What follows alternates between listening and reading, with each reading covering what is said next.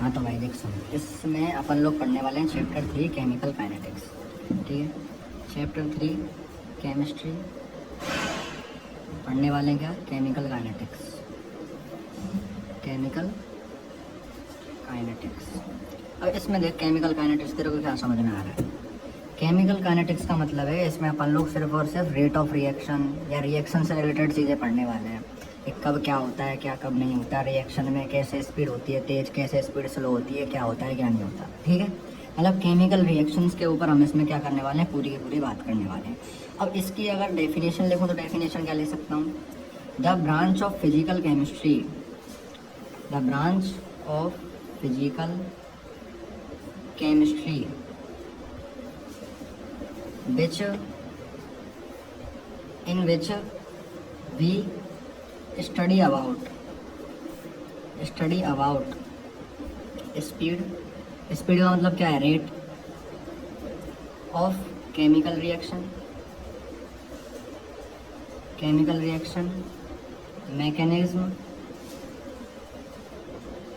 Mechanism and factor affecting it. मतलब कि chemistry की ऐसी ब्रांच जिसके भीतर अपन लोग स्पीड यानी कि रेट ऑफ केमिकल रिएक्शन, मतलब केमिकल रिएक्शन की रेट के बारे में अपन लोग स्टडी करेंगे। केमिस्ट्री की ऐसी ब्रांच जिसमें अपन लोग केमिकल रिएक्शन की रेट के बारे में स्टडी करेंगे, उसके मैकेनिज्म के बारे में स्टडी करेंगे,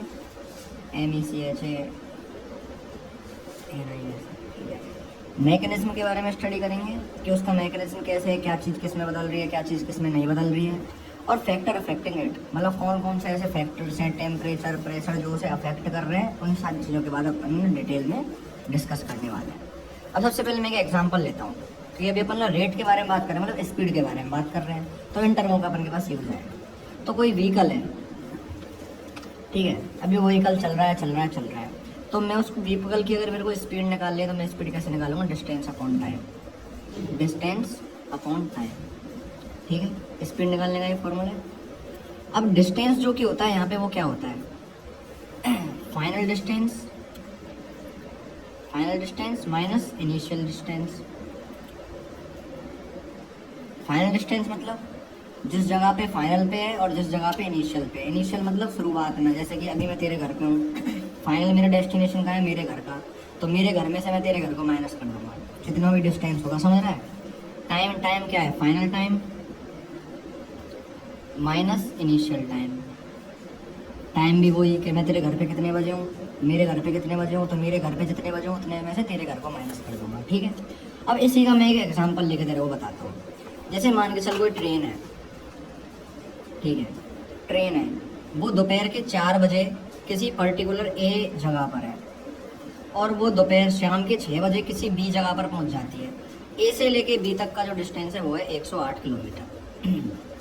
ठीक है, अगर मैं इस ट्रेन की एवरेज स्पीड निकालना चाहूँगा तो कैसे निकालूंगा, अपन ने जो भी फॉर्मूला पढ़ा है उसी के भीतर वैल्यू पुट कर देता हूँ।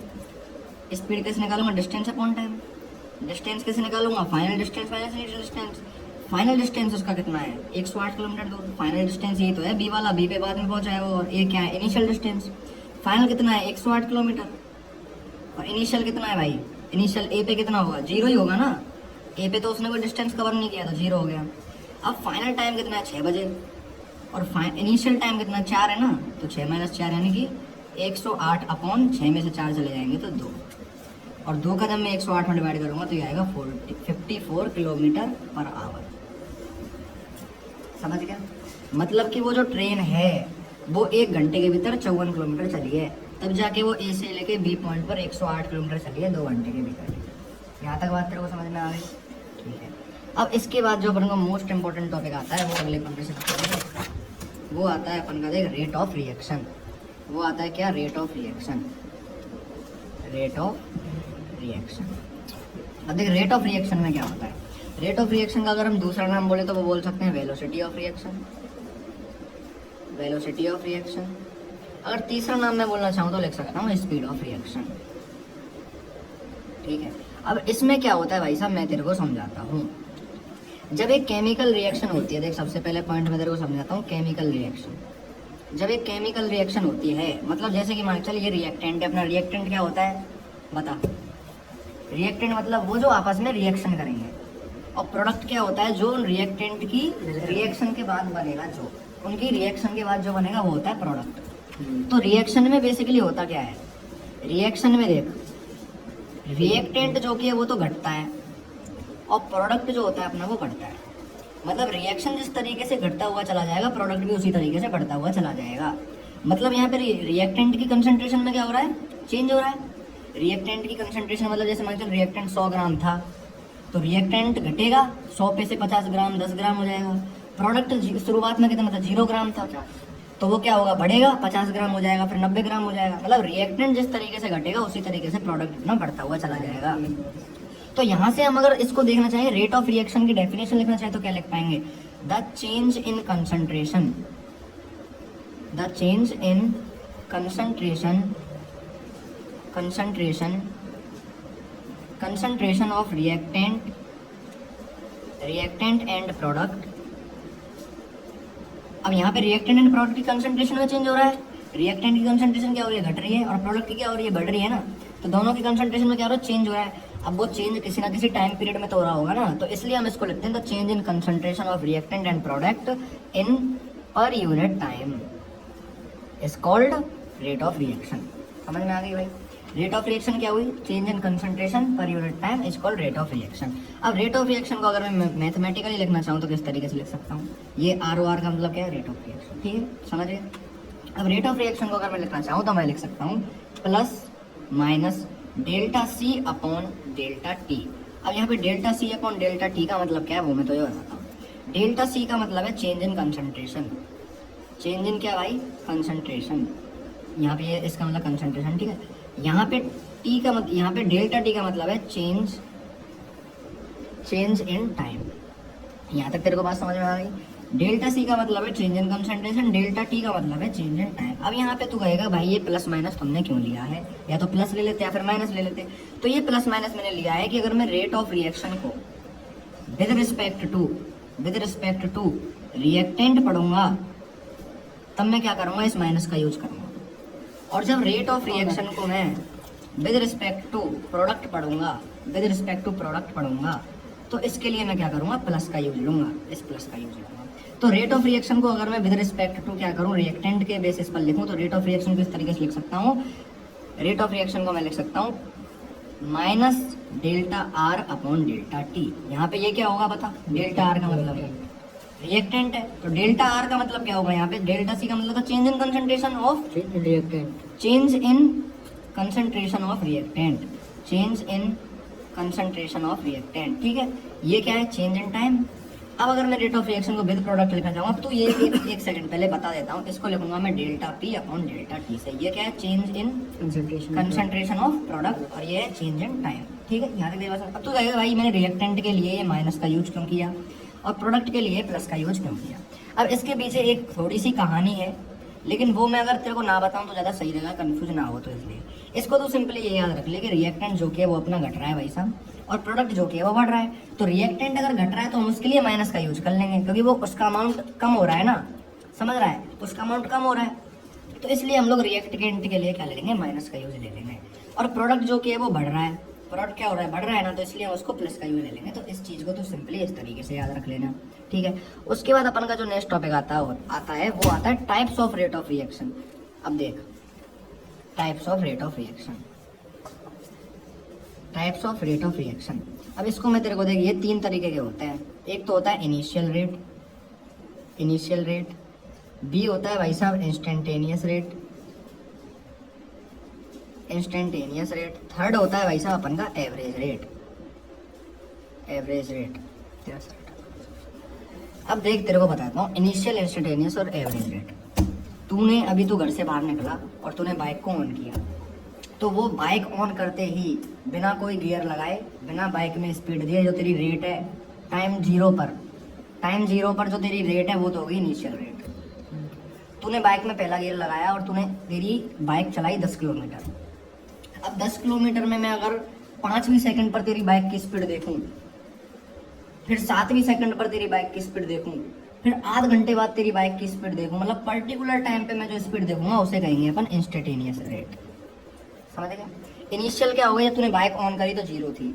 इंस्टेंटेनियस का मतलब कि तू यहाँ से लेके 10 किलोमीटर कहीं गया है, तो अगर मैं तेरी हर सेकंड पे बाइक की स्पीड को देखूं, कहीं पे तेरी बाइक की स्पीड 20, कहीं 50, कभी 90, कभी 100, कभी 70, तो वो तेरी इंस्टेंटेनियस रेट हो जाएगी पर्टिकुलर पॉइंट पे। समझ गया? एवरेज रेट अपनी हो जाएगी, तू यहाँ से लेके 10 किलोमीटर गया और जितना तेरे को टाइम लगा उसका मैं डिवाइड दे दूं उसमें, तो तेरी एवरेज रेट निकल आएगी कि तू हर मिनट में कितना किलोमीटर चला है।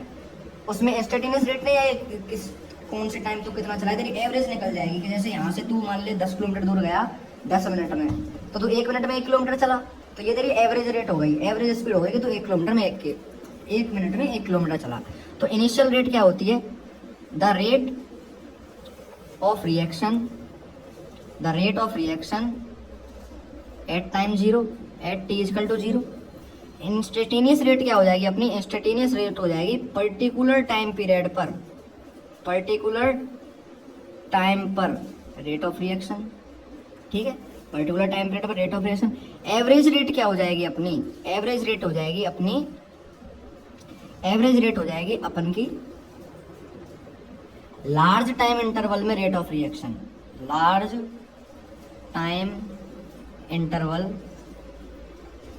में rate of reaction. Large time interval मतलब क्यों? तो यहाँ से भैया कहीं गया 10 किलोमीटर दूर, तेरे को 10 मिनट लगे, तो 10 मिनट तो बहुत ज़्यादा टाइम हो गया। इनिशियल में क्या कर रहे हैं अपन लोग? इनिशियल में तो भाई अपन ऐसे देखेंगे ना कि 1 सेकंड के भीतर तेरी कितनी स्पीड है, 5वें सेकंड पे तेरी कितनी स्पीड है, तो बहुत स्मॉल टाइम हो गया, और यहाँ पे टाइम का तो कोई झमेला ही नहीं है। समझ गए ना बात को? तो इसलिए अपन लोग इसको इस तरीके से शो करते हैं।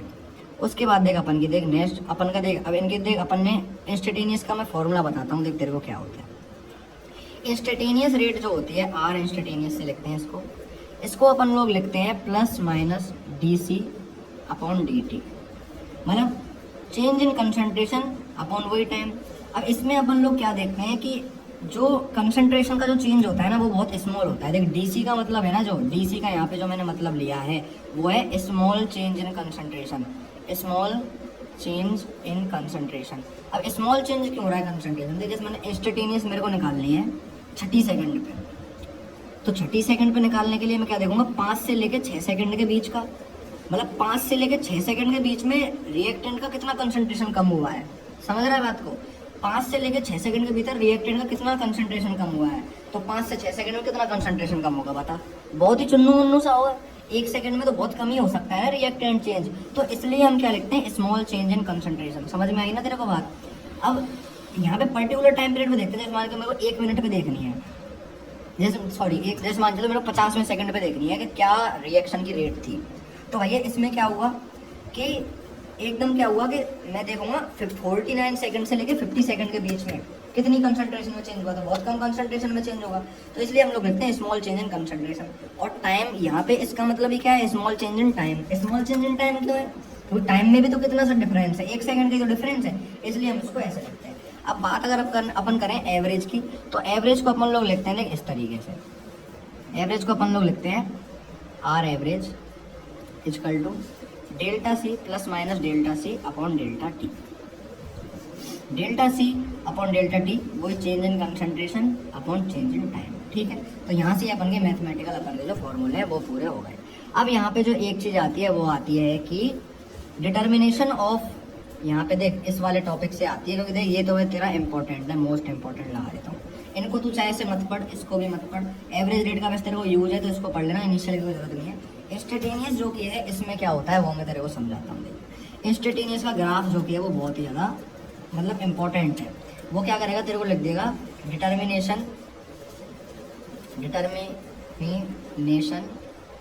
ऑफ आर इंस्टेंटेनियस, मतलब वो दे देगा कि आर इंस्टेंटेनियस का डिटर्मिनेशन करो ग्राफ के थ्रू।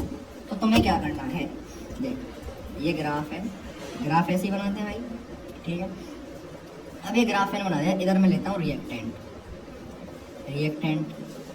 ठीक है, इधर मैं लेता हूँ टाइम, और यहाँ पे ये जो है वो है 0। तो अब मेरे को बता, जब टाइम 0 है तो उस टाइम पे रिएक्टेंट कितना होगा? जब रिएक्शन चालू ही नहीं हुई अपनी, टाइम 0 है तो रिएक्टेंट कितना केस कितना हो सकता है? 0 है। रिएक्टेंट 0 कैसे होगा टाइम 0 में? रिएक्टेंट जीरो नहीं होगा टाइम जीरो।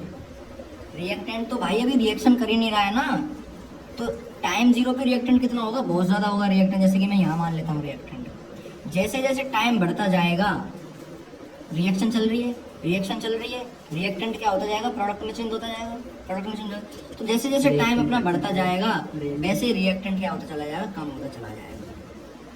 ठीक है, रिएक्टेंट कम होता चला जाएगा। अब हमेशा ध्यान रखना इन दोनों को हम आपस में टच नहीं करवाते, क्योंकि कभी भी रिएक्टेंट जीरो नहीं होता, मतलब 100% रिएक्टेंट कभी भी चेंज नहीं होता। मतलब मैंने 100 ग्राम रिएक्टेंट लिया है तो उसमें से चाहे 1 ग्राम बच, चाहे 0.001 ग्राम बच, 0.0001 ग्राम बच, लेकिन रिएक्टेंट कभी भी 100% कंज्यूम नहीं होता। तो इसलिए हम इन दोनों के बीच में गैप देते हैं। समझ में आ गई तेरे को बात? अब यहाँ पे मैंने क्या किया, रिएक्टेंट इतना था, टाइम पीरियड जैसे बढ़ा रिएक्टेंट कम होता चला गया।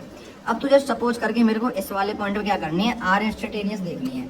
आर इंस्टेंटेनियस देखने का मतलब मेरे को इस वाली जगह पे देखनी है। देख, इस वाली जगह पे मेरे को देखनी है कि अपनी जो रिएक्शन की रेट थी वो कितनी थी। समझ रहा है? मतलब यहाँ पे टाइम बढ़ रहा है अपन का, जैसे मान चल यहाँ 1 सेकंड है, 2 सेकंड है, 3 सेकंड है, 4 सेकंड है। मेरे को चौथी सेकंड पे देखने का मन कर गया भाई कि मेरे को देखनी है, क्या देखनी है, मेरे को इस रिएक्शन की रेट देखनी है चौथी सेकंड पे। तो मैं क्या करूँगा, इस वाले पॉइंट को ऐसे मिला दूंगा, इस वाले पॉइंट पे खींचूंगा मैं भाई साहब एक टेंजेंट, और उस टेंजेंट का यूज करते हुए मैं बना लूँगा भाई साहब एक ट्राइंगल। समझ में आई तेरे को बात? ट्राइंगल बना लिया। अब इसमें मैं क्या करूँगा, टेन थीटा वाली थोड़ी सी फिजिक्स का यूज़ करूँगा। अब यहाँ पे स्लोप, अब यहाँ पे देख स्लोप, यहाँ पे टेन थीटा का मैं यूज़ करूँगा। अब यहाँ पे टेन थीटा क्या होता है बता, टेन थीटा जो होता है अपना वो क्या होता है, परपेंडिकुलर अपॉन बेस। ठीक है, तो यहाँ पे मैंने इस ट्राइंगल का ये वाला अगर एंगल लिया है तो परपेंडिकुलर अपॉन बेस क्या होगा, परपेंडिकुलर ये वाली साइड है और बेस ये वाली साइड है। ठीक है, परपेंडिकुलर क्या है, आर। ठीक है, और यहाँ पे बेस क्या है, टाइम। ठीक है, अब इसको मैं इस तरीके से लिखूंगा D R upon D T, और माइनस रिएक्टेंट के लिए माइनस तो लगाते ही हैं। तो यहाँ पे जो अपनी ये स्लोप आ जाएगी, ये जो स्लोप आएगी वो स्लोप क्या आएगी, minus D R by D T. समझ में आ गई तेरे बात? Minus D R by D T ये अपनी स्लोप आ गई यहाँ से। तो इस तरीके से अपन लोग डिटर्मिनेशन किसका करते हैं, आर इंस्टेंटेनियस का करते हैं। यहाँ पे एक बार देख ले तो ढंग से। हाँ, तो यहाँ तक हो गया अपना टॉपिक पूरा क्लियर। अब यहाँ पे एक छोटा सा टॉपिक आता है, इम्पोर्टेंट और छोटा सा टॉपिक, जो कि तुम्हारे बोर्ड एग्जामिनेशन में पूछ सकता है। वो है relation between rate of reaction, या आर ओ आर का मतलब रेट ऑफ रिएक्शन। ठीक है, रेट ऑफ रिएक्शन लिख देता हूँ, rate of reaction, rate of reaction, और relation between rate of reaction and stoichiometry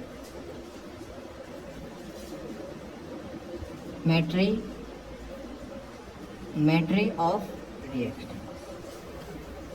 अब इसमें क्या है भाई साहब, वो मैं तेरे को बताता हूँ। अब जैसे कि मान के चल 2A प्लस बी, ये दोनों रिएक्टेंट हैं, ये दोनों रिएक्टेंट आपस में रिएक्शन करके क्या बना रहे हैं, ये बना रहे हैं C।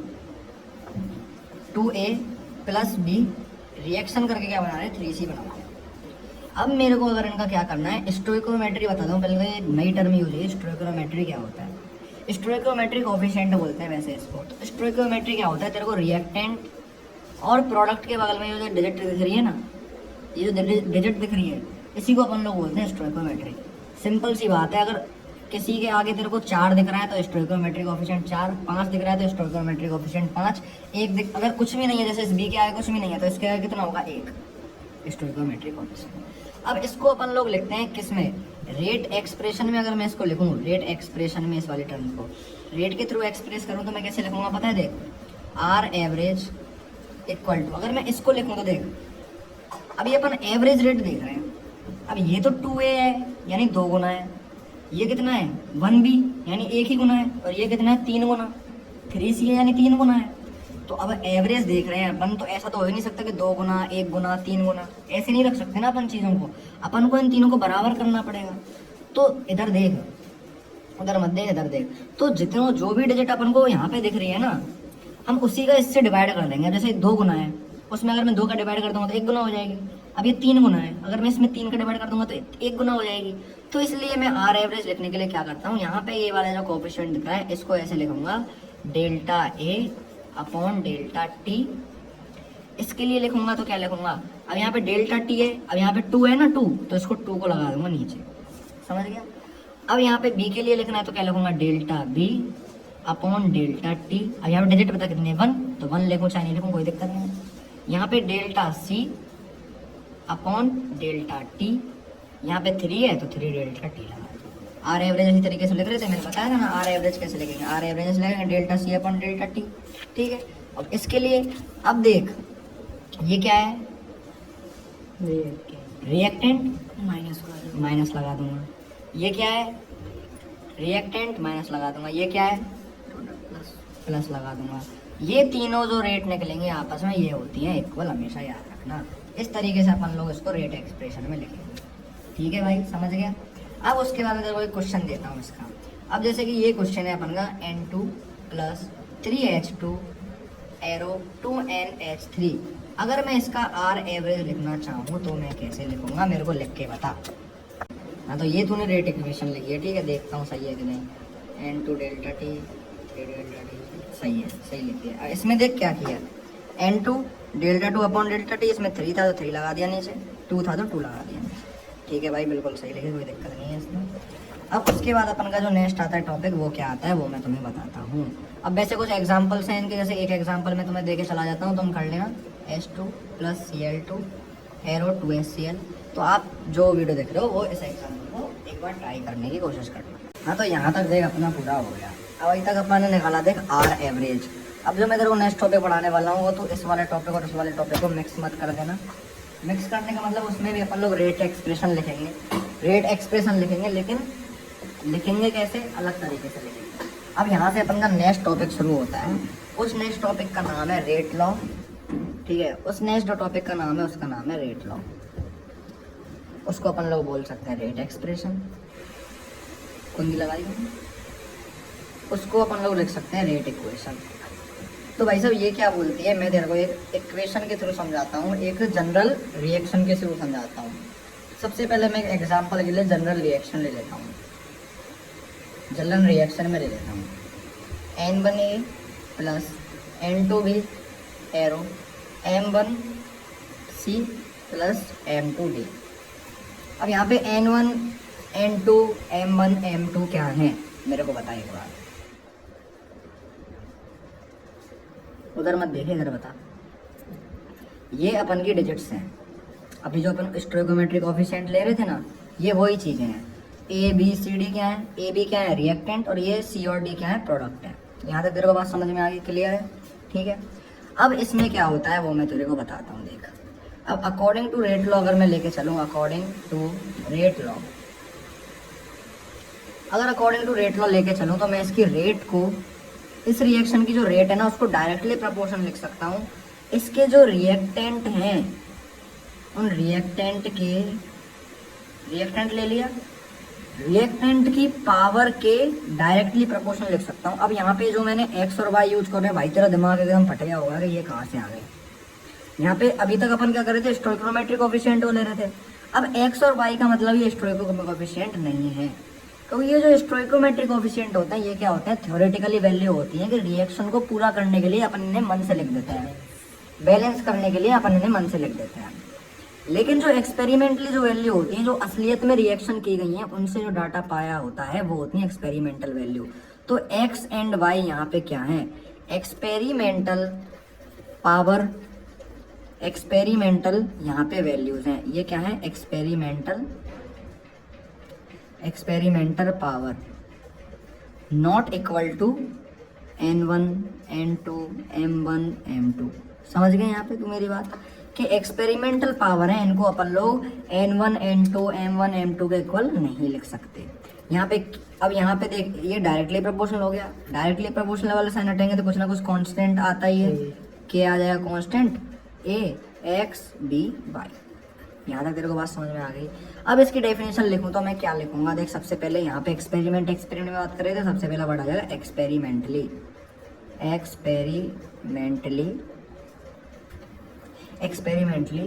To express rate of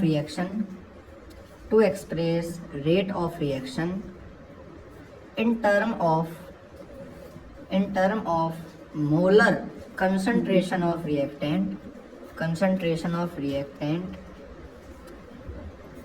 is known as rate law।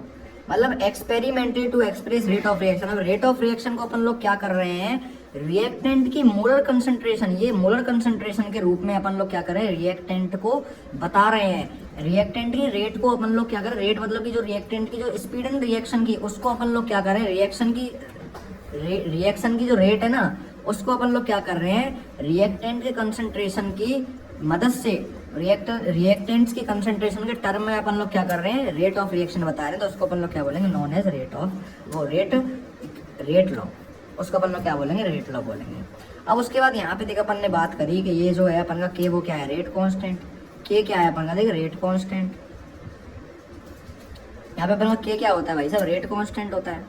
ठीक है, अब अगर मैं इस रेट कांस्टेंट की डेफिनेशन कहीं से लिखना चाहूँ तो मैं किस तरीके से लिखूंगा भाई साहब, रेट कांस्टेंट की डेफिनेशन मैं इस तरीके से लिख सकता हूँ, जैसे कि देख ये मान, इधर देख इधर, जैसे ये है अपन ने लिखा ए एक्स डॉट डी वाई।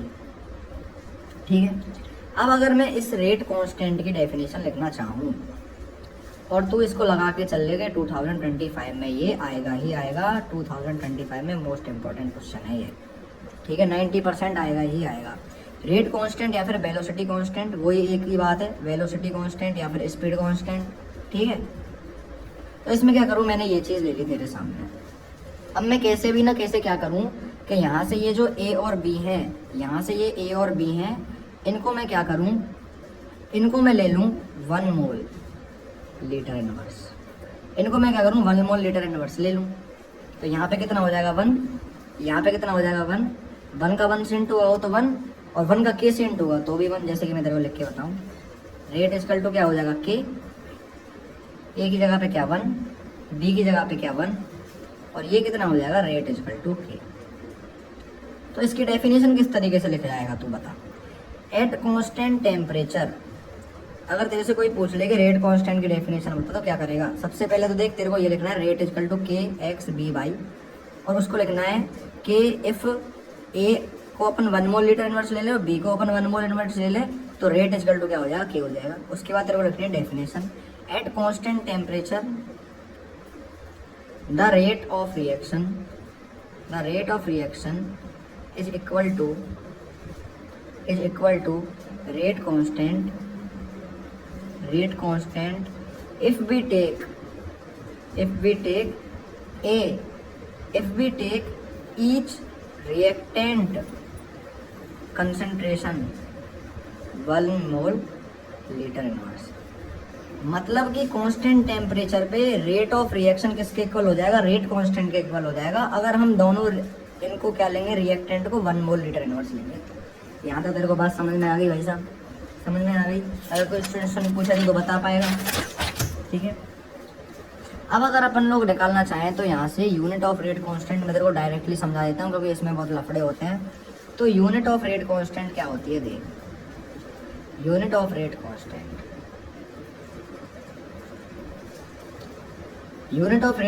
क्या होती है, देख यूनिट ऑफ रेट कांस्टेंट होती है mole litre inverse 1 minus N और एस इनवर्स। ठीक है, अब इसमें अपन लोग क्या करेंगे, इसको अपन लोग यहाँ पे ये जो एन दे रखा है, इस एन का मतलब क्या है, यहाँ पे एन का मतलब है ऑर्डर ऑफ रिएक्शन। मतलब कि जैसे मैं तेरे को ग्राफ बना के दिखाता हूँ, जैसे ये हो गया ऑर्डर ऑफ रिएक्शन, ये हो गया ऑर्डर ऑफ रिएक्शन, ये हो गई रेट यूनिट ऑफ के। ठीक है, के क्या है, mole litre inverse 1 minus N second inverse. ठीक है, अब मैं तेरे को ग्राफ बना के समझाता हूँ। जैसे मान चल ऑर्डर ऑफ रिएक्शन को मैं लेता हूँ, ऑर्डर ऑफ रिएक्शन मैं लेता हूँ 0। तो यहाँ पे ये जो एन है ना, एन, इस एन की जगह पे मैं 0 पुट कर दूंगा। अब जैसे कि मैं इस एन की जगह पे 0 पुट करूँ तो देख क्या आएगा, मोल है litre inverse.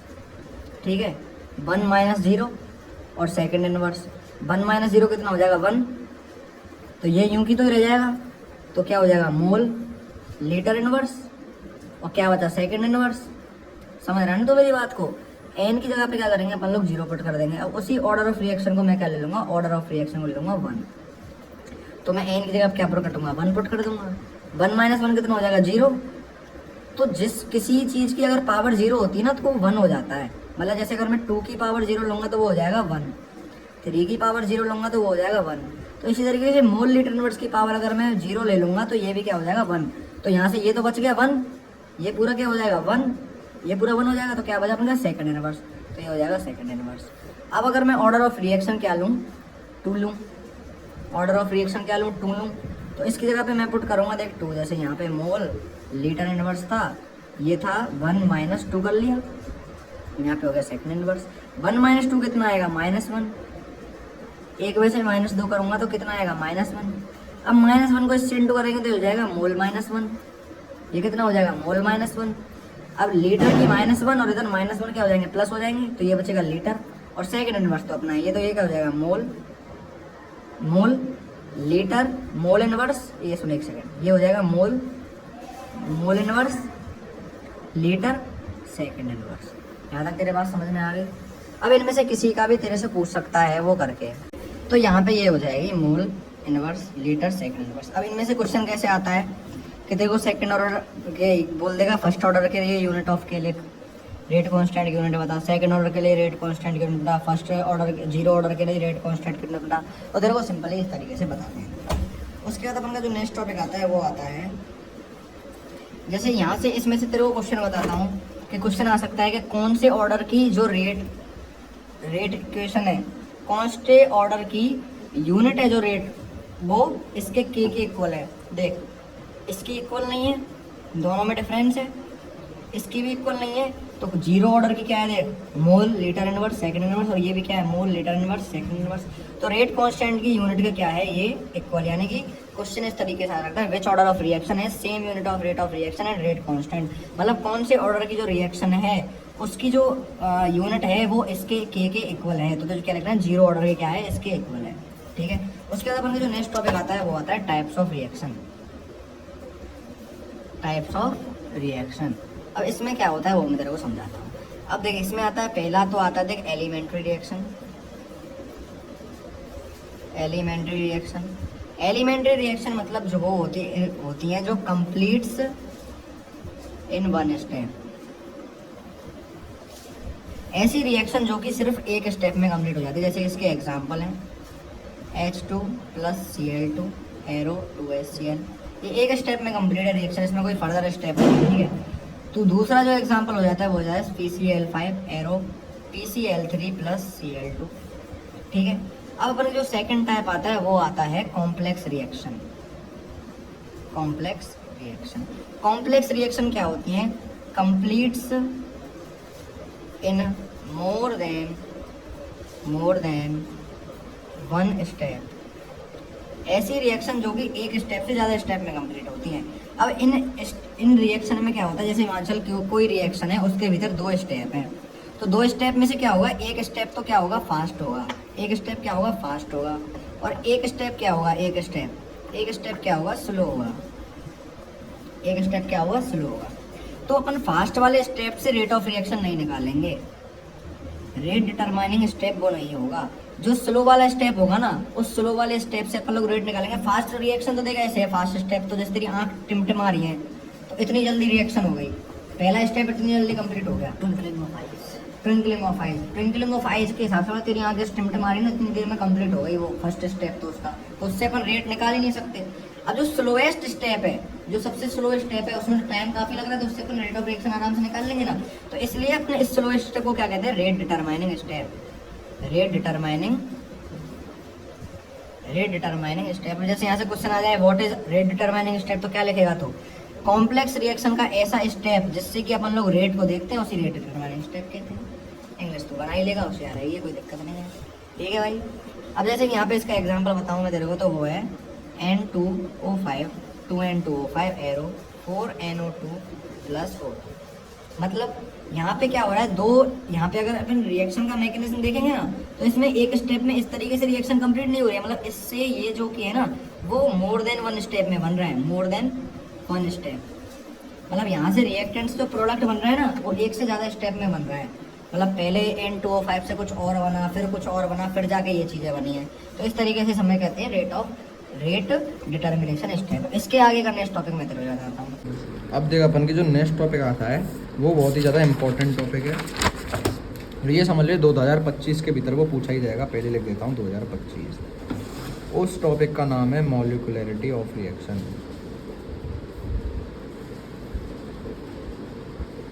Molecularity of reaction. अब मॉलिक्यूलरिटी ऑफ रिएक्शन क्या होती है, मैं तेरे को डायरेक्ट एग्जांपल की तरह समझा देता हूँ।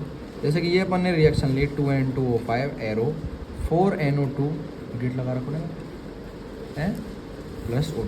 तो इसकी अगर अपन लोग मॉलिक्यूलरिटी देखेंगे तो क्या होगी, तेरे को सिंपली क्या करना है, रिएक्टेंट देखा, रिएक्टेंट के बगल में जो डेट दे रखी है वही मॉलिक्यूलरिटी है। तो इसकी मॉलिक्यूलरिटी क्या हो गई, मॉलिक्यूलरिटी क्या हो गई, 2 हो गई। अब जैसे मैं तेरे को एक और एग्जांपल लूँ, 2NO plus O2 is equal to 2NO2। अब मैं तेरे से पूछूँ इसकी मॉलिक्यूलरिटी क्या है, तो तू बता कितना बताएगा, 3, क्योंकि ये 2 है और यहाँ पे क्या है 1, तो ये क्या हो जाएगी 2 + 1 इजकल टू कितनी हो जाएगी 3। अब ये देख, मैं तेरे को एक चीज़ बताता हूँ, जिसकी मॉलिक्यूलरिटी 2 होगी वो तो होगा बाई मॉलिक्यूलर, ठीक है। जिसकी मॉलिक्यूलरिटी 3 होगी वो होगा ट्राई मॉलिक्यूलर, ठीक है। और जिसकी मॉलिक्यूलरिटी, जिस किसी की भी मॉलिक्यूलरिटी 1 होगी वो होगा यूनिमॉलिक्यूलर, ठीक है। अगर तेरे को बाई मॉलिक्यूलर का एग्जांपल पूछ रहा है तो ये वाला एग्जांपल लिख दे, ट्राई मॉलिक्यूलर का पूछ रहा है तो ये वाला लिख दे, और यूनिमॉलिक्यूलर का पूछ रहा है तो मैं तेरे को लिखवा रहा हूँ। यूनिमॉलिक्यूलर का अगर तेरे से एग्जांपल पूछता है तो वो मैं तेरे को लिखवा रहा हूँ। जैसे ये हो गई PCl5 arrow PCl3 plus Cl2। तो इसमें कितना है 1 है यहाँ पे, तो इसको क्या लिख देंगे, मॉलिक्यूलरिटी इजकल टू 1, यानी कि यूनिमॉलिक्यूलर। समझ में आ गई बात। यूनिमॉलिक्यूलर का पूछ रहा है ये लिख दे, ट्राई मॉलिक्यूलर का पूछ रहा है ये लिख दे, बाई मॉलिक्यूलर का ये पूछ रहा है तो ये लिख दे। धीरे समझ में आ गई। अब इसकी अगर मैं डेफिनेशन लिखना चाहूँ तो क्या लिखूंगा, यहाँ पे मेरे को ये बता, अपन रिएक्टेंट के स्टोइकोमेट्रिक कोफिशिएंट का यूज़ कर रहे हैं या प्रोडक्ट के का कर रहे हैं, रिएक्टेंट का यूज़ कर रहे हैं, प्रोडक्ट का यूज़ कर रहे हैं, रिएक्टेंट का यूज़ कर रहे हैं। तो अपन इसमें जो डेफिनेशन लिखेंगे, अब इसमें अपन लोग जो देख के मत बताए, बिना लिखे बोलिए, रुक जा सुन ले आप। अब इसमें अगर अपन लोग डेफिनेशन लिखेंगे तो किस तरीके से लिखेंगे, the number of reactant species, यहाँ पे नंबर ऑफ रिएक्टेंट स्पीसीज ही तो है, the number of reactant species which collides to each other। मतलब रिएक्टेंट स्पीसीज के number of reactant species, reactant species के कोई पर्टिकुलर नंबर क्या कर रहे हैं, वो आपस में भिड़ रहे हैं, आपस में भिड़ के वो क्या कर रहे हैं, to each other and proceeds elementary reaction. Elementary reaction मतलब अभी क्या बताया मैंने तेरे को, ये क्या है, completion 1 step. Elementary reaction is called molecularity. मतलब ऐसी रिएक्टेंट के स्पीसीज जो कितने भी हो सकते हैं नंबर में, तो वो क्या करेंगे, आपस में कोलाइड करेंगे और आपस में भिड़ेंगे, मतलब एक दूसरे के साथ आपस में इस तरीके से भिड़ेंगे। भिड़ने के बाद वो क्या करेंगे, एक एलिमेंट्री रिएक्शन करेंगे, और एलिमेंट्री रिएक्शन उसी को क्या बोल देंगे अपन, मॉलिक्यूलरिटी बोल देंगे। तो ये इसकी डेफिनेशन हो गई। उसके बाद इसके कुछ पॉइंट हो जाएंगे, इधर देख कि ये जो होती है ना, अब यहाँ पे स्टोइकोमेट्रिक कोएफिशिएंट तेरे को पहले बता दूँ थ्योरेटिकल होते हैं, तो इट इज़ क्या होती है, थ्योरेटिकल क्वांटिटी। ये यहाँ पे क्या होती है, सुन ले, theoretical quantity. It is always in, देख, इट कांट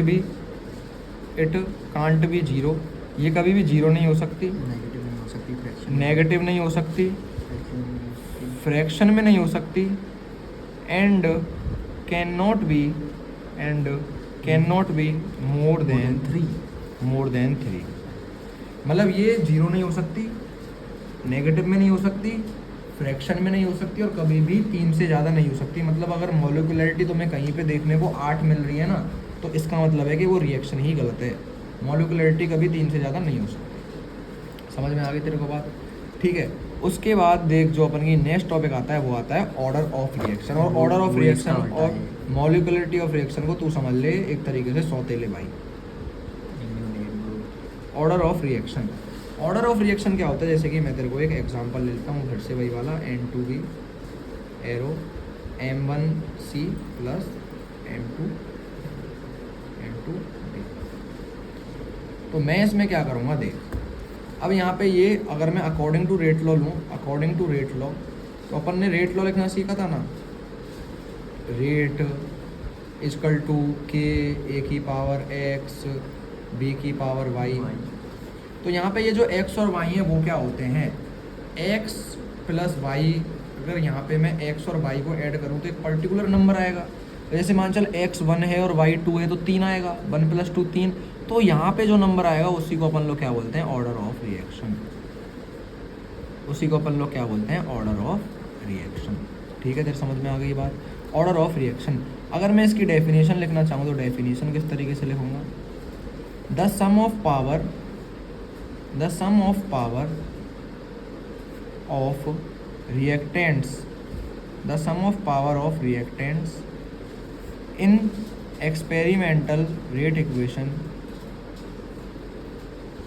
अब यहाँ पे ये जो रेट इक्वेशन लिख रखी है ना, ये अपन ने जो रेट इक्वेशन लिखी है एक्सपेरिमेंटल है, ध्यान रखना, क्योंकि एक्स और वाई क्या होते हैं, एक्सपेरिमेंटली अपन प्रूव करते हैं। तो रिएक्टेंट्स की पावर है जो उनका sum, experimental rate equation is called order of reaction. अब ये डेफिनेशन बार बार देखनी पड़ेगी तेरे को, तभी याद होंगी। अगर समझ के करेगा तो हो जाएंगे, क्योंकि बार बार देखने पे इसलिए याद होंगे क्योंकि कन्फ्यूजन है। कभी तो मॉलिकुलरिटी में रेट ऑफ रिएक्शन घुसा देगा, कभी रेट लॉ में रेट कांस्टेंट घुसा देगा, कभी ऑर्डर ऑफ रिएक्शन में कुछ घुसा देगा। तो ले द सम ऑफ पावर, इसको समझ ले। इन पावर का अगर अपन सम करेंगे तो अपन को क्या गेन हो रहा है, ऑर्डर ऑफ रिएक्शन। तो पावर का सम करने के बाद रिएक्टेंट्स के एक्सपेरिमेंटल वैल्यू में पावर का, उनकी पावर का सम करने के बाद क्या होगा, ऑर्डर ऑफ रिएक्शन अपन लोग प्राप्त करेंगे।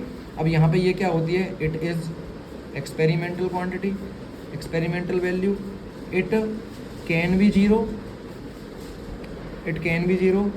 Can be in fraction, and negative and more than 3।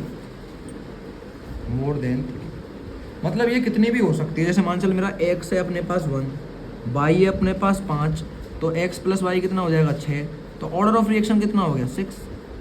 Order of reaction, fraction में कैसा है? ऑर्डर ऑफ रिएक्शन बताऊँ देख, फ्रैक्शन में कैसे, जैसे x मान ले अपन का 1 है, y मान ले अपन का आधा है, तो x प्लस वाई मतलब 1 प्लस आधा कितना हो जाएगा बताइए, 1 और आधा, 1 प्लस आधा कितना हो जाएगा 1.5। तो ये क्या हो जाएगा, ऑर्डर ऑफ रिएक्शन। और एक इसको किस तरीके लिख रहे हैं 3/2, तो 3/2 इंटू 2 कितना कुछ नहीं। अब यहाँ पे अगर मैं इसके डिफरेंसेस लिखना चाहूँ इनके बीच में, डिफरेंसेस, ये मोस्ट इंपॉर्टेंट क्वेश्चन है, differences between molecularity and rate of reaction. तो अगर ये पेपर में आता है वैसा क्वेश्चन, क्या करना, टेबल बना देना। सबसे पहले पॉइंट में तो इनकी डेफिनेशन लिख देना, सबसे पहले पॉइंट में डेफिनेशन हो गई। उसके बाद मॉलिकुलरिटी क्या होती है, यहाँ पे मॉलिकुलरिटी है, यहाँ पे रेट ऑफ, यहाँ पे क्या है, order of reaction, order of reaction आएगा, ऑर्डर ऑफ रिएक्शन। तो यहाँ पे ऑर्डर ऑफ रिएक्शन है, तो इसकी डेफिनेशन और इसकी डेफिनेशन। उसके बाद सेकंड पॉइंट क्या है, ये थ्योरेटिकल है, ये क्या है, एक्सपेरिमेंटल है। थर्ड पॉइंट क्या है, it can't be zero, it can't be in fraction, it can't be more than 3, it can't be negative. और इसमें क्या लिखेंगे, it can be zero, more than 3, और ये नेगेटिव भी हो सकती है, फ्रैक्शन में भी हो सकती है। इस तरीके से इसका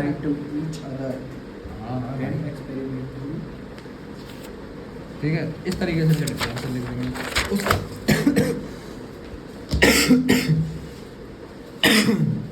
उसके बाद देख अपन का जो नेक्स्ट टॉपिक आता है वो आता है determination of order of reaction.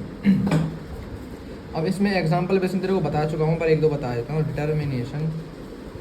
Determination of order of reaction. अब यहाँ पे देख,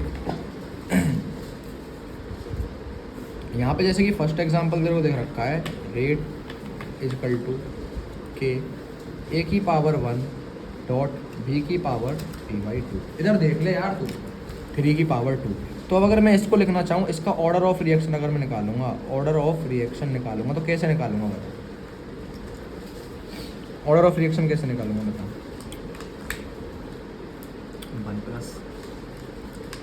1 प्लस कितना, 3/2। हाँ 1+3/2, तो 1+3/2 कितना आ जाएगा, ये 1.5 है, 1.5 में आधा जोड़ेंगे तो कितना हो जाएगा 2.5, 2.5 को अपन किस तरीके से 5/2। सेकंड आ जाता है rate equal to k a⁻1 dot b⁻0, तो 1+0 कितना आ जाएगा 1। अब ऐसे ही अगर मैं a को ले लेता हूँ 2, b को ले लेता हूँ 4, तो इनको प्लस कर देंगे कितना आ जाएगा 6, a को ले लेता हूँ 5, b को ले लेता हूँ 11, तो प्लस कर देंगे कितना आ जाएगा 16, मतलब कितना भी हो सकता है ऑर्डर ऑफ रिएक्शन। तो आई होप तो यहाँ तक समझ गया होगा सब कुछ कि मैं किस बारे में बात कर रहा हूँ। उसके बाद अपन का जो नेक्स्ट जो टॉपिक आता है वो आता है क्या लिख रहा है भाई।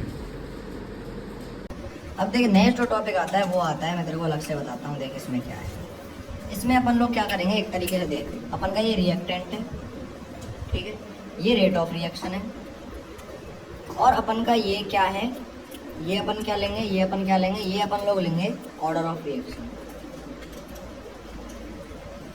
इधर देख ले यार तू, ऑर्डर ऑफ रिएक्शन। अब अगर अपन रिएक्टेंट क्या करें 2 गुना बढ़ा रहे हैं, तो अगर क्वेश्चन कह रहा है कि अपन ने रिएक्टेंट क्या करा 2 गुना बढ़ाया, रेट ऑफ रिएक्शन अपन की कितनी बढ़ी 8 टाइम्स बढ़ी, तो अपन का ऑर्डर ऑफ रिएक्शन क्या होगा। रिएक्टेंट कितना था 2, तो 2 लिख देंगे अपन यूँ कि तुम। अब 8 हो गई, सुन ले 8 हो गई, तेरे को पता है उसको तो नहीं पता, 8 हो गई, तो 2 पे मैं कितनी पावर लगाऊं जो 8 हो जाएगा। 2 पे अगर मैं 2 लगाऊंगा तो 2 × 2 4, तो 2 पे अगर मैं 3 लगाऊंगा तो 2 × 2 × 2 इक्वल टू कितना हो जाएगा 8। इस तरीके से अपन लोग रिएक्टेंट, रेट ऑफ रिएक्शन और ऑर्डर ऑफ रिएक्शन निकालते हैं इन दोनों की मदद से। अब जैसे कि इसका और एग्जांपल मैं तेरे को बताता हूँ। जैसे मान के चलो रेट ऑफ रिएक्शन अपन की बढ़ी 2 गुना, और रेट ऑफ रिएक्शन यहाँ पे रिएक्टेंट जो अपना बढ़ा वो 2 टाइम्स बढ़ा, रेट ऑफ रिएक्शन भी अपन की 2 टाइम्स इंक्रीज हो गई। तो बता इन दोनों को इक्वल करने के लिए मैं क्या करूँगा, 2 की पावर 1, 2 की पावर 0 लिखेंगे तो 1 हो जाएगा ये, तो 2 की पावर 1 लिखूंगा। अब मान के चल ये बढ़ा अपन का 2 गुना, इस पे क्या हुआ नो इफेक्ट, मतलब ये तो 2 टाइम्स हो गई, लेकिन इस पे क्या हुआ 1 नो इफेक्ट, यानी ये अब भी कितनी है 1। तो इन दोनों को इक्वल करने के क्या करूँगा, 2 की पावर लगा दूंगा 0, तो ये भी कितना हो जाएगा 1, ठीक है। अब जैसे मान चलो ये बढ़ा 4 टाइम्स और ये बढ़ा 2 टाइम्स, तो भैया ये तो 4 टाइम्स बढ़ा था और ये क्या हुआ है, ये तो 2 ही टाइम्स बढ़ा है। तो इन दोनों को इक्वल करने के लिए क्या करूँगा, इन दोनों को इक्वल करने क्या पढ़ूंगा 2 की पावर 2, तो ये क्या हो जाएगा 4 के इक्वल हो जाएगा। मतलब बेसिकली अपन क्या करना है, इसको इसके इक्वल करना है, कैसे भी करो। 2 की पावर क्या करूँगा मैं, 2 की पावर क्या करूँगा 2 कर दूंगा, नहीं 2 की पावर 2 नहीं करूँगा यार, इसमें मैं इसकी करूँगा 4 की पावर हाफ। तो 4 की पावर हाफ करने में क्या होगा, 2 की पावर 2 हाफ, तो 2 से 2 कट जाएगा तो ये बच जाएगा 2। मतलब इसको मेरे को इसके इक्वल करना है, कैसे भी करूँ चाहे। मतलब उसमें क्वेश्चन में क्या दे रखा होगा, रिएक्टेंट दे रखा है कि रिएक्टेंट मान के चल 2 टाइम्स बढ़ा, रेट ऑफ रिएक्शन मान के चल तेरी बड़ी भाई साहब 8 टाइम्स। अब तेरे को क्या करना है, अब तेरे को देख बताएं ऑर्डर ऑफ रिएक्शन, तो इसमें तेरे को सिंपल एक दिमाग लगा कि जो रिएक्टेंट है ना इसको तेरे को रेट ऑफ रिएक्शन के इक्वल करना है। कैसे करना है, 2 की पावर कितनी लगाऊं 8 हो जाए 3 लगाने, तो इस तरीके से एक क्वेश्चन आते हैं इसमें से। अब इसका जो क्वेश्चन तेरे को बताता हूँ, रिएक्टेंट से प्रोडक्ट बना, तो इसमें देख रेट ऑफ रिएक्शन यहाँ पे रिएक्टेंट जो कि वो हुआ 3 टाइम्स इंक्रीज हुआ, ठीक है। रेट ऑफ रिएक्शन जो अपनी हुई, रेट ऑफ रिएक्शन हुई वो हुई 9 टाइम्स इंक्रीज। तो अब मेरे को बताना है ऑर्डर ऑफ रिएक्शन। अब इसमें क्वेश्चन इस तरीके से पूछता है, in a reaction reactant convert into product, reactant का जो कंसंट्रेशन है टी 3 times increases and rate of reaction increases 9 time, then tell me the order of reaction. तो मैं क्या करूँगा, 3 को 9 के इक्वल करना है, 3 की पावर कितनी लगा दूंगा, समझ में आ गई यहाँ तक बात, रिएक्शन आ जाएगी। तो उसके बाद अपन का जो नेक्स्ट टॉपिक आता है वो आता है with the help of rate. हाँ यहाँ पे ये सब अपना हो गया, ठीक है। अब इसमें देख नेक्स्ट टॉपिक आता है कि इसमें तेरे को देख रिएक्टेंट दे रखा है, रेट ऑफ रिएक्शन दे रखी है और ऑर्डर ऑफ रिएक्शन पूछ रहा है। अब अगर अपन का क्वेश्चन इस तरीके से भी आ सकता है, देख कि वो क्या करेगा, वो कहेगा कि रिएक्टेंट जो किया, देख मैं तेरे को सिंपल लिख कर बताता हूँ, रिएक्टेंट जो किया वो 2 टाइम्स इंक्रीज हो रहा है।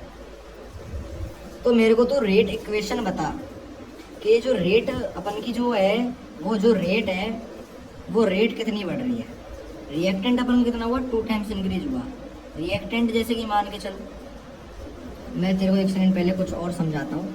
जैसे कि वो देगा, देख वो देगा कि अपन का जो, जैसे कि अब देख इसको काटता हूँ मैं, तेरे को समझाता हूँ। जैसे कि मान के चल कोई भी उसने रिएक्शन दी कि इसमें ए प्लस बी क्या बन रहे हैं, जेड बन रहे हैं, तो उसमें वो क्या कर रहा है कि इस ए का जो ऑर्डर ऑफ रिएक्शन है, ऑर्डर ऑफ रिएक्शन है जो, और बी का जो ऑर्डर ऑफ रिएक्शन है, तो ए का ऑर्डर ऑफ रिएक्शन कितना है, ए का जो ऑर्डर ऑफ रिएक्शन है वो है 1 और बी का जो ऑर्डर ऑफ रिएक्शन है वो है 2।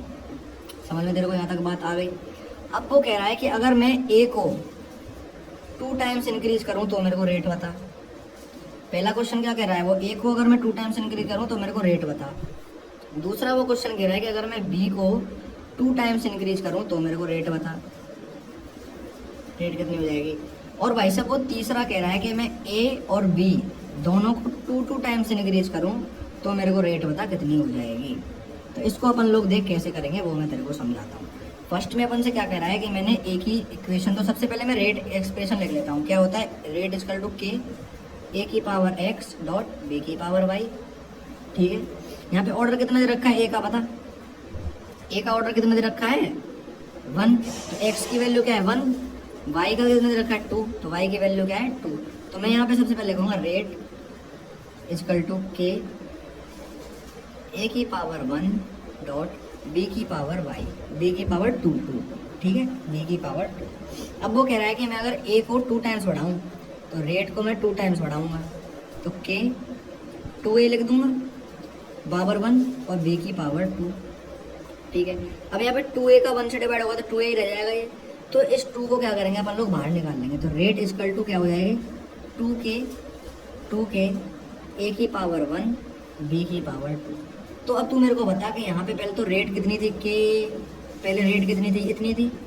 अब यहाँ पे रेट कितनी हो गई 2k हो गई, यानी कि रेट कितनी टाइम्स बढ़ी 2 टाइम्स, रेट कितनी टाइम्स बढ़ी 2 टाइम्स बढ़ी। सिमिलरली इसके साथ करना है, यहाँ पे रेट कितनी है के ए एक्स बाई बी वाई। अब यहाँ पे रेट कितनी हो जाएगी, रेट हो जाएगी के ए की पावर कितनी है 1। अब वो क्या कह रहा है, बी को अपन ने 2 टाइम्स बढ़ा दिया तो 2b की पावर, ऑर्डर कितना है इसका 2, तो रेट इक्वल टू क्या हो जाएगी, देख यहाँ पे ये तो यही रह जाएगा ए की पावर 1, यहाँ पे होगा 2 2 जा 4, 4b है ना, 4b होगा ना। अब इस 4 को क्या करेंगे अपन लोग बाहर निकालेंगे, तो रेट क्या हो जाएगी 4k ए की पावर 1 और बी की पावर। ठीक है, अब यहाँ पे रिएक्शन कितनी हुई, रेट कितनी हुई, कितनी टाइम्स बढ़ी 4 टाइम्स। समझ में आ गई तेरे को बात, रेट कितनी टाइम्स बढ़ी 4 टाइम्स बढ़ी।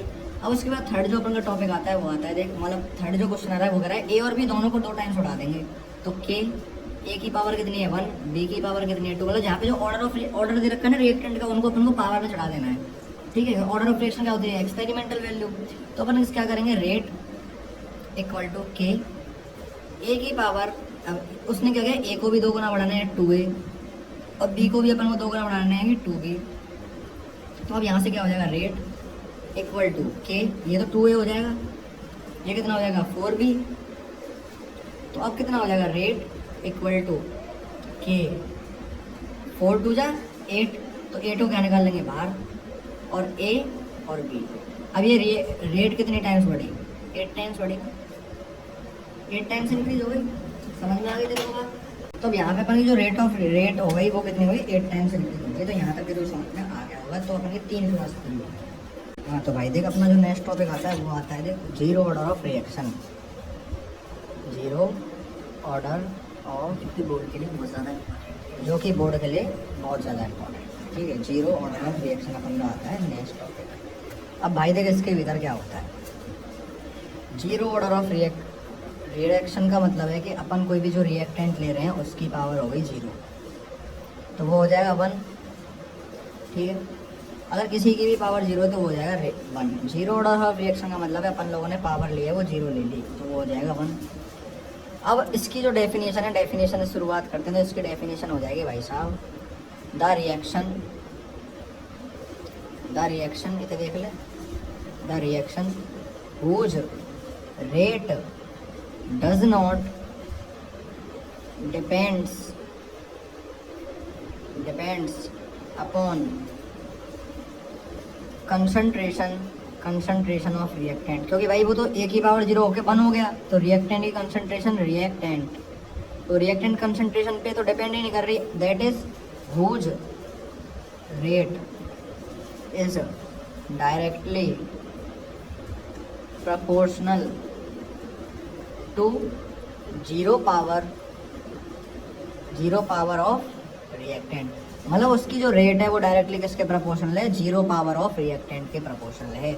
इसका मतलब वो कह रहा है रिएक्टेंट से अगर प्रोडक्ट बन रहा है तो जीरो ऑर्डर ऑफ रिएक्शन में क्या होगा, रेट जो होगी वो क्या होगी, R0 यानी रिएक्टेंट की जीरो पावर के कंसंट्रेशन, R से P बन रहा है, P है ये, तो वो क्या होगी, रेट जो की होगी वो इसके इक्वल होगी। तो रेट को अपन लोग फर्दर क्या लिख सकते हैं, रेट को अपन प्रोपोर्शनल घटाएंगे तो वो है KR0। ठीक है, तो अगर अब मैं R0 क्या हो जाएगा, 1 हो जाएगा, R की पावर 0 है तो R की पावर 0 कितनी हो जाएगी, 1 हो जाएगी ना, 1 की पावर 1, 1 की पावर 0 1, 2 की पावर 0 1, तो R की पावर 0 कितनी हो जाएगी, 1। तो इसको मैं ऐसे लिख सकता हूँ, रेट इक्वल टू क्या हो जाएगा, K हो जाएगा। तो यहाँ से अगर मैं इसको ग्राफ के रूप में लिखना चाहूँ तो अभी तक वो क्या समझ में आया कि जो रिएक्टेंट के ऊपर है वो रिएक्शन डिपेंड ही नहीं कर रही। तो यहाँ पे ग्राफ अगर मैं बनाऊँ, यहाँ पे मैं ले लूँ, यहाँ पे मैं ले लूँ रेट और यहाँ पे मैं ले लूँ रिएक्टेंट। ठीक है, तो इसमें क्या हो रहा है कि अपन का ये मैक्सिमम है। अब इसके ऊपर रेट, इसके ऊपर क्या हो रहा है, रिएक्शन डिपेंड ही नहीं कर रही, तो ग्राफ हमेशा सीधा ही रहेगा। ठीक है, समझ में आ गई यहाँ तक बात। अब इसके एग्जाम्पल्स हैं कुछ, अब इसके बेसिकली 3 एग्जाम्पल जो तुम्हारे टीचर ने तुमको लिखवा रखे होंगे, तो उसमें से पढ़ लेना। 3 एग्जाम्पल हैं इसके और 4 एग्जाम्पल हैं फर्स्ट ऑर्डर ऑफ रिएक्शन के, तो उनको तुम अपनी नोटबुक में से पढ़ लेना। ठीक है, उसके बाद अपन जो नेक्स्ट आता है वो आता है देख डेरिवेशन जीरो ऑर्डर की। अपन 4-5 स्टेप में पढ़ेंगे जीरो ऑर्डर और फर्स्ट ऑर्डर का। देख जीरो ऑर्डर की जो आती है वो आती है डेरिवेशन, जो कि है integrated rate equation of zero order of reactant. अब सबसे पहले मैं क्या करता हूँ, इसमें लेता हूँ let us take a general zero order of reaction. Let us take a general zero order of reaction. इसमें क्या हो रहा है, अपना रिएक्टेंट से बन रहा है प्रोडक्ट। अब मैं सबसे पहले देख रहा हूँ टाइम इक्वल टू 0 पे। टाइम इक्वल टू 0 पे मेरे को पता रिएक्टेंट, जैसे कि मान के चल वो होगा रिएक्टेंट इनिशियल R0, उसको मैं ले लेता हूँ A। अब A का मतलब 100 ग्राम, 1 किलो, कितना भी हो सकता है। अब कुछ टाइम इक्वल टू T1 पे मैं क्या कर रहा हूँ, रिएक्टेंट जो है उसमें से A था, अब रिएक्शन चालू हो गई तो कुछ टाइम बाद क्या होगा, A में से कुछ माइनस हो जाएगा ना, रिएक्टेंट कुछ घट जाएगा। अब यहाँ पे शुरुआत में टाइम 0 पे रिएक्टेंट A था, प्रोडक्ट कितना था 0। अब रिएक्शन जब स्टार्ट होगी तो कुछ रिएक्टेंट क्या होगा, घट जाएगा। तो जैसे A में से मान ले मैंने X घटा, जैसे मान लिया 10 ग्राम था और उसमें से 5 ग्राम मैंने घटा दिया, तो प्रोडक्ट में कितना कन्वर्ट हुआ, 5 ग्राम कन्वर्ट हो गया। तो मतलब A में से अगर X घटाया तो X प्रोडक्ट में कन्वर्ट हो गया। समझ में आ गई यहाँ तक बात। A था अपन के पास, टाइम T1 पे क्या हुआ, X उसमें से कम हो गया तो उतना ही प्रोडक्ट तो बनेगा, तो X प्रोडक्ट बन गया। अब इसको मैं किस तरीके से लगूंगा, देख इसको देख अपन लोग ऐसे लिख सकते हैं -dr/dt equal two plus dp/dt। मतलब इनके कंसंट्रेशन में जो चेंज हुआ है, इधर देख ले इधर, इनकी कंसंट्रेशन में जो चेंज हुआ है वो डायरेक्टली प्रोपोर्शनल किसके, R0 के, अपन ने पढ़ा था। अब अपन बेसिकली क्या करते हैं, कैलकुलेशन को इजी बनाने के लिए हम इन दोनों में से किसी को भी ले सकते हैं, सुन रहे हैं, दोनों में से किसी को भी ले सकते हैं, लेकिन अपन लोग लेते हैं रिएक्टेंट को। अब ये चीज़ देख रटने की है तो रटनी पड़ेगी। ठीक है, अपन लोग क्या लेते हैं, रिएक्टेंट को लेते हैं। ये किसके डायरेक्टली प्रोपोर्शनल हो गया, R0 के डायरेक्टली प्रोपोर्शनल हो गया। प्रोपोर्शनलिटी का साइन हटेगा तो क्या हो जाएगा, dr/dt minus dr/dt equal to KR0। ठीक है, KR0 हो गया। अब इसको ले लेंगे dr/dt। अब बता R0 की वैल्यू क्या हो जाएगी, R0 की वैल्यू क्या हो जाएगी 1, तो ये बचेगा KR0 बोल रहा हूँ मैं इसको, R0 है, नोट तो होता है जब 0 यहाँ पे लगता है। ठीक है, ये R1 है, ये R0 है सॉरी, और वो कितना हो जाता, R0 हो जाता। तो R0 की कितनी हो जाएगी, 1 हो जाएगी वैल्यू तो ये हो जाएगा अपन का 1। अब यहाँ पे इसको अपन लोग देंगे इक्वेशन 1 और इस वाली इक्वेशन को अपन लोग बोलेंगे differential rate equation. Differential rate equation समझ में आ गई यहाँ तक बात। उसके बाद अपन नेक्स्ट स्टेप में क्या करेंगे, देख अपन लोग यहाँ तक पहुँच गए, इस माइनस को अपन इधर भेज देंगे और ये जो dt है इसको भी अपन लोग इधर भेज देंगे। तो dr क्या हो जाएगा, इक्वल टू माइनस भेज दिया सबसे पहले माइनस के, dt को इधर भेज दिया कितना हो गया dt। इस वाली इक्वेशन को अपन लोग दे देंगे इक्वेशन 2। अब इसमें क्या करूँगा, मैं इंटीग्रेट कर दूंगा on integration both side integration करने पे देख क्या होगा बेसिकली, इंटीग्रेशन करने पे मैंने डी आर का इंटीग्रेशन किया इजकल टू माइनस के तो कांस्टेंट है तो कांस्टेंट तो बाहर निकल जाएगा, के डी टी का इंटीग्रेशन किया, यहाँ से आ जाएगा आर इजकल टू के डी आर का इंटीग्रेशन कितना हो गया आर, तो डी टी का कितना हो जाएगा टी, तो माइनस के टी। अब यहाँ पे मैं ले रहा हूँ आई जो कि है यहाँ पे हुआ है इंटीग्रेशन कांस्टेंट, इंटीग्रेशन फिजिक्स में अपन इंटीग्रेशन कांस्टेंट लेते हैं ना जब इंटीग्रेशन करते हैं तब, तो ये हो जाएगा इंटीग्रेशन कांस्टेंट, इसको मैंने दे दिया इक्वेशन 3। अब देख इस इक्वेशन को मैंने एक्सप्रेस करता हूँ इसी सेम चीज़ को, आर इजकल टू क्या है अपन का माइनस का के टी प्लस आई।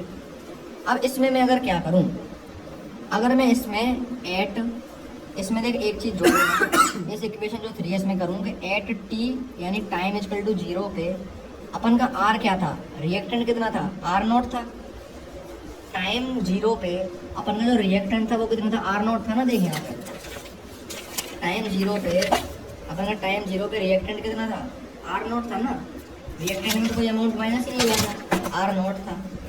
अब मैं अगर इस वैल्यू को क्या करूँ इक्वेशन 3 में पुट करूँ तो क्या होगा, आर की जगह पे क्या करूँगा मैं पुट आर नॉट, ठीक है आर नॉट पुट कर दिया, आर की जगह क्या पुट कर दिया आर नॉट पुट कर दिया, माइनस के टी की जगह क्या पुट कर दिया 0 प्लस आई, तो ये पूरा 0 हो जाएगा और ये आर नॉट इक्वल टू किसका हो जाएगा आई के इक्वल हो जाएगा। मतलब यहाँ से अपन के पास क्या आया कि आई इक्वल टू क्या हो रहा है आई नॉट, आई इक्वल टू क्या आ रहा है आर नॉट आ रहा है, तो मैं इस वैल्यू क्या करूँगा इक्वेशन 3 में पुट कर दूंगा, इक्वेशन 3 में पुट करूँगा आई की जगह पे आर नॉट तो क्या होगा are equal to K T plus are not, ठीक है तो यहाँ पे मैं के टी को इधर भेज दूंगा, ठीक है, और आर को मैं इधर भेज दूंगा, तो क्या हो जाएगा K T equal to K T minus का हो जाएगा प्लस का हो जाएगा R not minus R by R not minus R है, उसके बाद मैं क्या करूँगा के को इधर रख लूँगा और इसको इधर भेज दूंगा, तो ये टी को इधर भेज दूंगा, तो क्या हो जाएगा R not minus R upon T, ये अपन की आ गई क्या, ये अपन का फाइनल जो डेरिवेशन है वो आ गई integration integrated rate equation of 0 order of reaction. रुक जा भाई अभी रुक जा।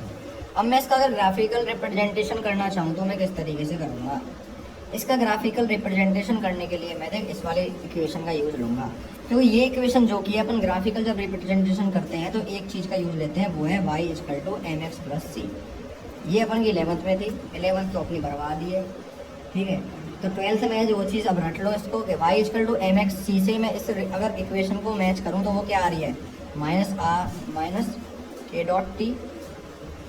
डॉट टी प्लस आई, तो ये देख y r के इक्वल आ रहा है, m किसके आ रहा है माइनस के x किसके आ रहा है t के और i किसके आ रहा है c के, तो इनका यूज करके अगर मैं ग्राफ प्लॉट करूँ तो मैं ग्राफ इस तरीके से प्लॉट करूँगा कि y अपन की ये वाली एक्सिस है तो इस पर मैं r को पुट कर दूंगा, ठीक है, x पे अपन का कह रहा है टाइम आ रहा है तो x को मैं इधर टाइम को मैं इधर पुट कर दूंगा x, ठीक है, अपन की m जो की है वो आ रहा है ये माइनस का k, तो इसलिए अब इसकी जो स्लोप बनेगी थी टाइम के साथ क्या हो रहा है रिएक्टेंट क्या हो रहा है कम होता जा रहा है, ठीक है, टाइम के साथ क्या हो रहा है रिएक्टेंट कम होता जा रहा है ना, तो ये जो स्लोप बताएगी वो स्लोप बताएगी माइनस के बताएगी, और ये जो इंटरसेप्शन पॉइंट है ये बताएगा आर नॉट को, इंटरसेप्शन जो पॉइंट है ये बताएगा आर नॉट को। यहाँ तक तेरे को बात समझ में आ गई होगी। अब इसका ही अपन हाफ लाइफ और ड्राइव कर लेते हैं, उसके बाद क्लास एंड करते हैं, ठीक है। हाफ लाइफ क्या होता है, देख हाफ लाइफ इंटीग्रेटेड इक्वेशन बता दी। अब हाफ लाइफ पीरियड या फिर इसको बोलते हैं हाफ लाइफ पीरियड, इसको बोलते हैं half life time, half life time. तो इसमें अपन लोग क्या करते हैं, जैसे हमारे रिएक्टेंट से प्रोडक्ट बनना है तो हाफ लाइफ से तेरे क्या समझ में आ रहा है, ऐसा टाइम पीरियड जिस टाइम पीरियड पे ये जो रिएक्टेंट है ना वो आधा खत्म हो जाए। जैसे मान ली रिएक्टेंट अपन को 100 ग्राम था, तो जैसे मान चल 5 सेकंड बाद ये 50 ग्राम हो गया, तो यही इसका क्या हो जाएगा, हाफ लाइफ पीरियड हो जाएगा। समझ में आ गई बात। जैसे मान के चलिए 10 ग्राम था, 5 सेकंड बाद क्या हुआ, ये 5 ग्राम हो गया, तो 5 सेकंड से क्या हो गया, इसका हाफ लाइफ टाइम पीरियड हो गया। अब इसकी डेफिनेशन लिखेंगे तो डेफिनेशन क्या लिख सकते हैं, डेफिनेशन क्या लिख सकते हैं, the time eight which initial concentration of reactant becomes, मतलब कि इसमें देख क्या होगा, देख इसमें क्या होगा, इसमें क्या होगा, टी टाइम जो कि है वो अपना क्या हो जाएगा t/2, तो रिएक्टेंट भी अपना क्या हो जाएगा r0/2। समझ में आ गया। रिएक्टेंट जो कि अपना वो इनिशियल रिएक्टेंट है, r0 का मतलब इनिशियल मतलब पूरा था, वो r0 था, r0 था मतलब वो पूरा था। अब वो कितना हो गया हाफ, और टाइम भी अपना कितना हो गया आधा हो गया। इसी को अपन लोग बोलते हैं t हाफ। ठीक है, अब इसकी जो अपन लोग half life for zero order of reaction, अब देख half life for zero order of reaction अगर हम लोग लिखेंगे half life for zero order of reaction, अगर अपन लोग लिखेंगे जीरो ऑर्डर ऑफ रिएक्शन अपन लोग लिखेंगे तो वो किस तरीके से लिखेंगे वो देख।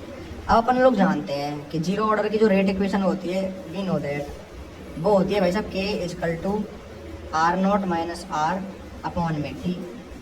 ठीक है, अब इसमें मैं क्या करूँगा, अगर मैं इसमें क्या करूँगा, मेरे को टाइम निकालना है तो टाइम को इधर भेज दूँगा, k को इधर भेज दूँगा, t = क्या हो जाएगा r0 minus r by k।